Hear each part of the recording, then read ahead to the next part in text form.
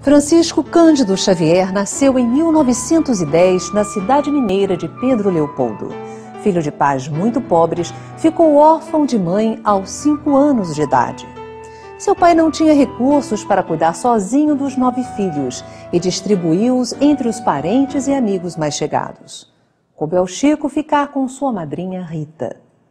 A senhora, desde o início de sua convivência com o menino, aplicava-lhe 3 surras ao dia e amarrava-lhe garfos na barriga, dando origem a uma ferida cujas cicatrizes sempre o acompanharam.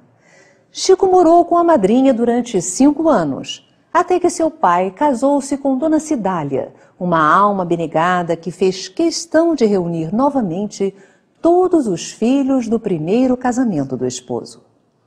Porque tinha que auxiliar seu pai na manutenção da casa, Chico estudou apenas os 4 anos do curso primário. Aos 17 anos, após a desencarnação de Dona Cidália, uma irmã de Chico adoece, sem esperanças no tratamento médico. Foi então que a família recorreu a um casal de espíritas, o senhor José Hermínio e a senhora Carmen Perácio.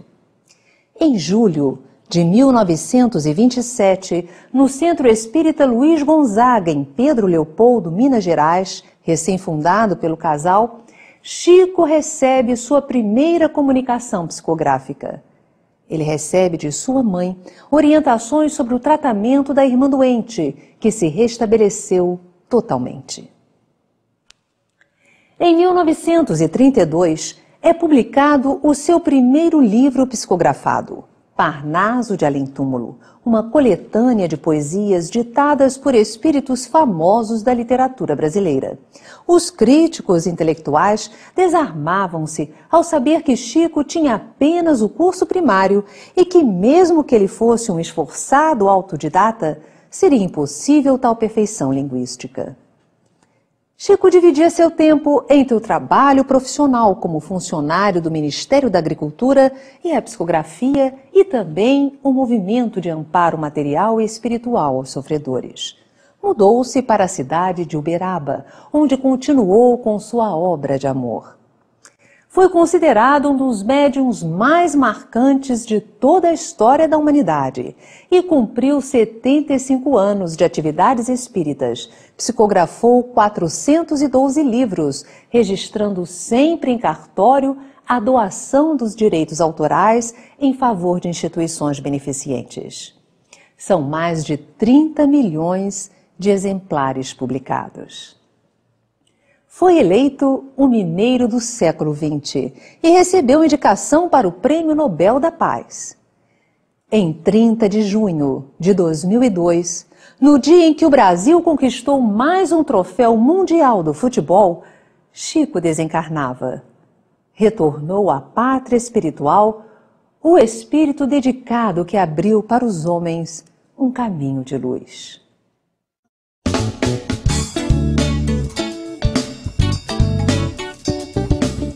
Francisco Cândido Xavier mostrou nos seus 92 anos de idade e 75 anos como médium que é possível praticar os princípios do Cristo e que, através do Espiritismo, poderemos conferir a nossa condição de espírito imortal.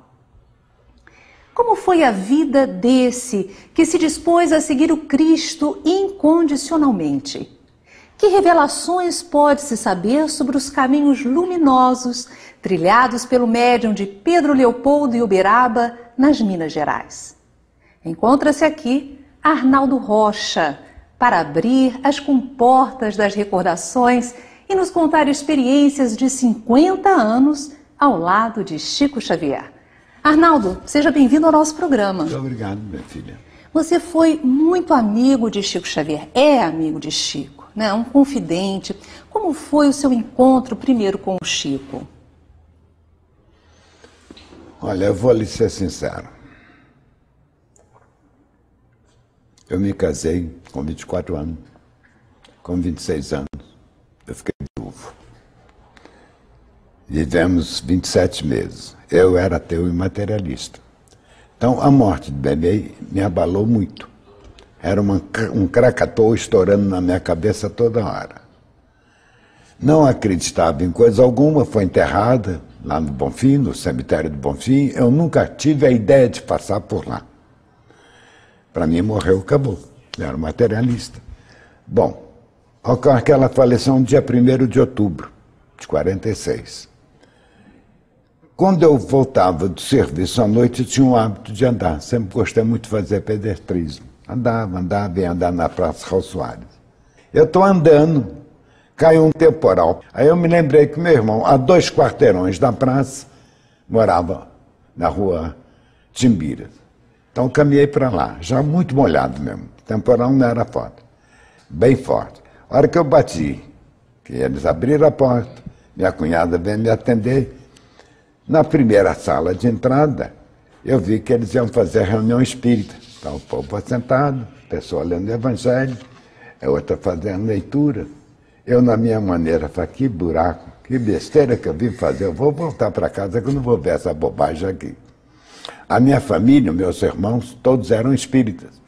Minha mãe, apesar de se intitular com sinceridade católica apostólica romana, ela via e dialogava com os espíritos como nós estamos aqui. Eu sempre achava que ela era levemente lelé da cuca, como meus irmãos também. Bom, aí eu entro. Começa a reunião, lê as preces, apaga a luz. Uma média sentada assim na posição aqui nesse meio e eu aqui no canto. Uma senhora idosa, mais de 60 anos, com mais de 40 anos de Brasil. Eu olhei aquilo, levantei, olhei a cara da dona Eli, com 2 tapas na cara, acabava com isso. Para mim, aquilo era, desculpa, fantasia. Aí meu irmão levanta-se lá da ponta da mesa, da outra vez, conversando com aquela criatura. E eu me empolguei e ouvi, falei, eu não sabia que o humano tinha uma cultura tão bonita, palavra agradável, suave. Aí eu fui olhar para aquela criatura, ela estava parada e calma. Bom, aí a criatura falou. Posteriormente, eu fiquei sabendo que o humano estava num transe mediúnico, que quem falava era o Dr. Cornélio, amigo espiritual, médico, muito amigo da família. Aí fez um silêncio. Eu falei, bom, a bobagem já acabou. Olhava lá para fora, o temporal está caindo. Aí o Dr. Cornélio pergunta se gostaria de se dirigir a alguém. Durante o período que minha mãe estava doente, ela passou a me chamar de Sozinho. Ela ia para casa, a avó dela ia chamá-la, ela ia levá-la, e eu ia ficar sozinho. E me metia um erro de pronúncia. Em vez de falar realmente, ela dizia realmente. E não adiantava corrigir, não, que ela, realmente você está certo. Então, eu ouvi e para mim foi um choque tremendo. Através de uma senhora idosa, que falava mal português, velha, uma mulher de 60 anos, já tem a voz casta, cansada. Ainda mais italiano, que é um povo que trabalha feito doido, né?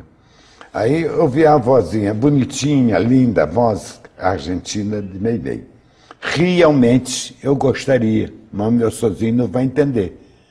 Aí eu levantei e fui olhar a cara da médium. Eu sabia lá o que era transfiguração. E a médium, a Meimei tinha desencarnado fazia poucos dias. Ela faleceu no dia 1º de outubro, e você foi no dia 11 de outubro. O rosto da senhora estava lisinho, feito o seu. Eu falei, nossa senhora. Mas então, Arnaldo, você era ateu, materialista, teve esse primeiro contato numa reunião mediúnica com a Meimei, a Irma de Castro Rocha, sua esposa, e agora, de repente, você dá um esbarrão no Chico. Como foi isso? Logo em seguida, dias depois? Bom, acontece que eu comecei, após a manifestação primeiro, passei a conversar com meus irmãos sobre doutrina espírita, comecei a estudar o Livro dos Espíritos. Aí no dia 22 eu subia a Avenida Santos Dumont, tinha mania de andar correndo, andava muito depressa, esbarrei com um homem que dizia vir em sentido inverso. Eu dei um esbarrão tão bem educado no homem que quase que eu joguei no chão. Caiu o chapéu para ele, você imagina, caiu a bolsa que ele carregava, a pasta, Eu fui apanhar aquilo para entregar, e a hora que eu olho para a criatura, nessa época ele ainda era muito cabeludo, viu? Eu falei, gente, esse é o seu Chico Xavier, por causa de uma reportagem da revista Cruzeiro. Aí eu senti uma vergonha medonha daquilo que eu fiz.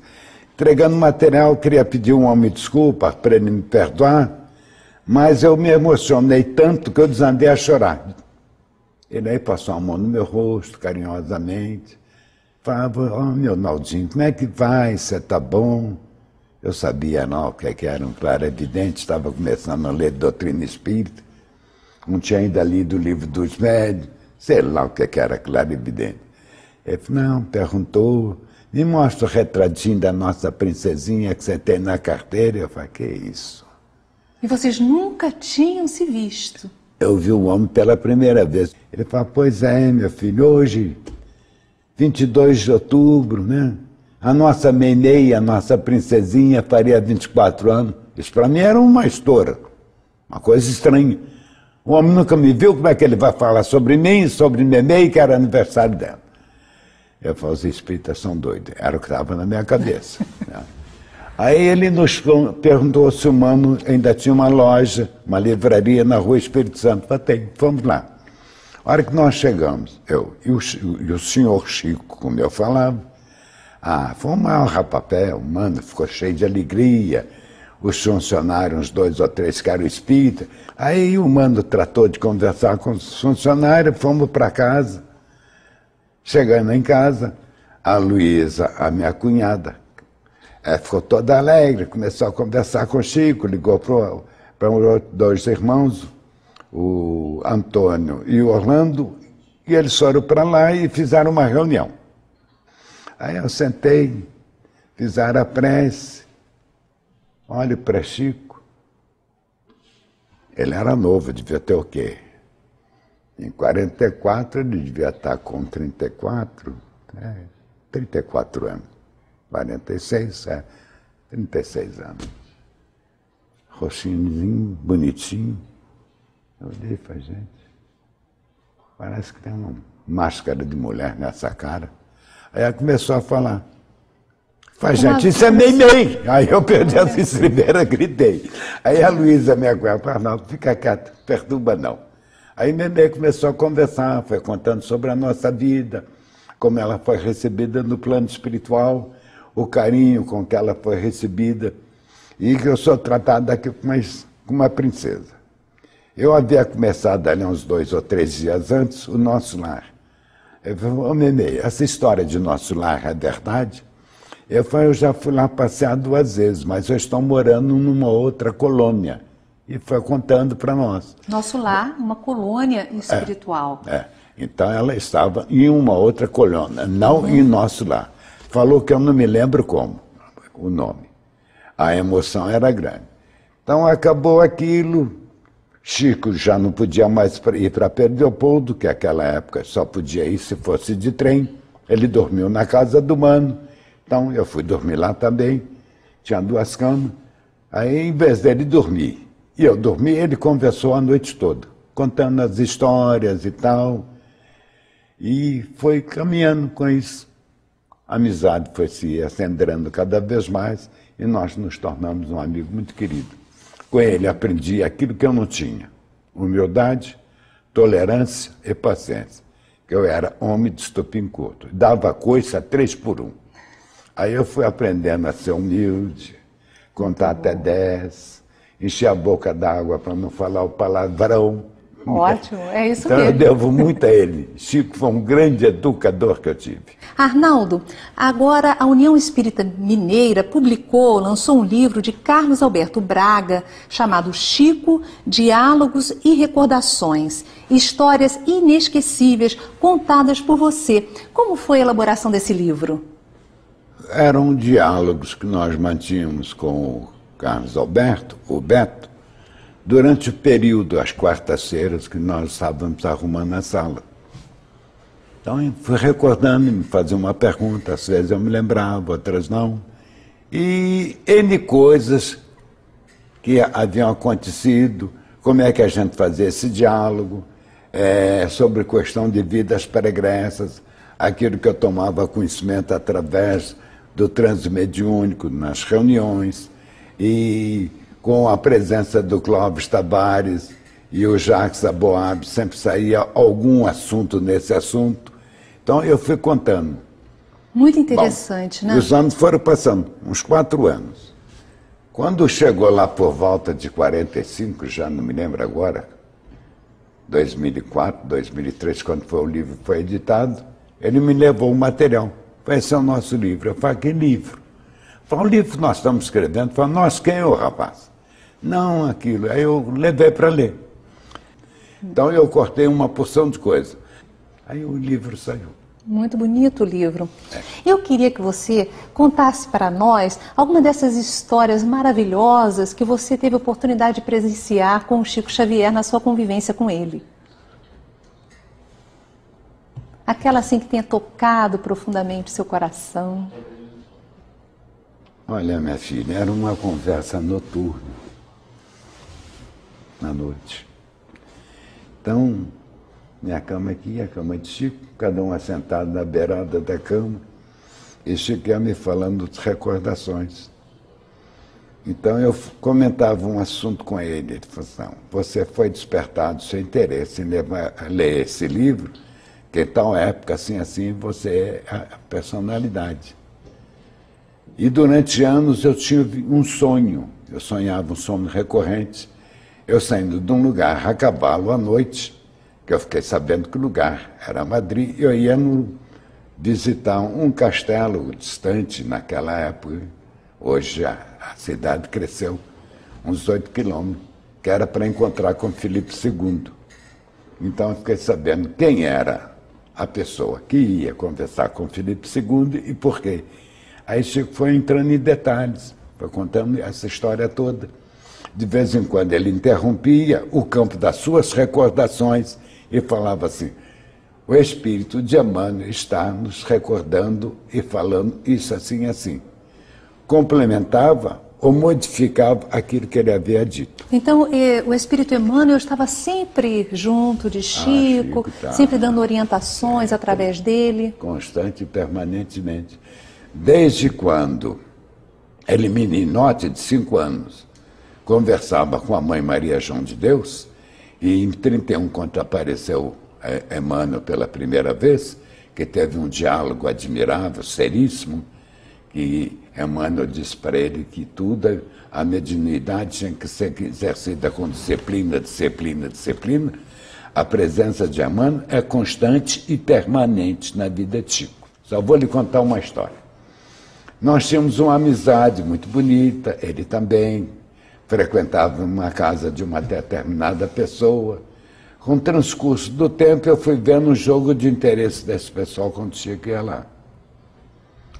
Aí eu falei, Augusto Zura, você está servindo de isca, meu filho, expressão que eu usei. Ele falou, não, minha filha, é uma amizade muito bonita, muito sincera. Augusto Zura, você está servindo de isca. O povo convidava os outros para ir à casa, porque Chico ia lá e cobrava uma taxazinha, né? Um estipêndio, vamos ser educados. Aí a terceira vez que eu falei, por favor, vou lhe fazer uma pergunta.